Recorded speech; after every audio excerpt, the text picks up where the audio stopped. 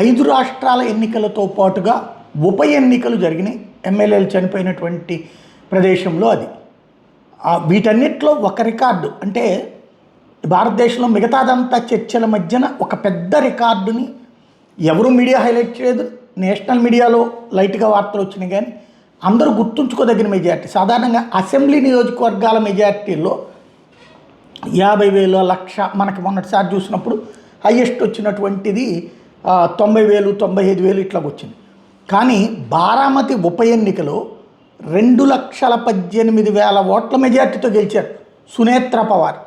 ఎవరైతే అక్కడ శరద్ పవార్ అన్న కొడుకు చనిపోయినటువంటి నేపథ్యంలో అజిత్ పవార్ ఇంతకుముందు ఏదైతే డిప్యూటీ సీఎంగా చేసి ఆయన హెలికాప్టర్ ప్రమాదంలో చనిపోతే ఆయన భార్య ఇప్పుడు పార్టీ అధ్యక్ష బాధ్యతలు స్వీకరించి ఆయన డిప్యూటీ సీఎం అయితే ఆమె పోటీ చేస్తే 2,18,000 ఓట్ల మెజార్టీ వచ్చింది. విశేషం ఏంటో తెలుసా, 22 మంది ఆమెకి వ్యతిరేకంగా పోటీ చేస్తే, అంటే ఇక మిగతా పార్టీలు ఎవరు పోటీ చేయలేదు, ఇండిపెండెంట్గా 22 మంది పోటీ చేస్తే 22 మందికి కలిపి వచ్చింది 900 ఓట్లు. ఏకగ్రీవం అవ్వాల్సిన చోట వాళ్ళు ఇండిపెండెంట్లుగా పోటీ చేశారు కొంతమంది. వాళ్ళందరికీ కలిపి వచ్చిన ఓట్లు 900. భారతదేశ చరిత్రలో ఇంత రికార్డు ఎవరికి లేదు.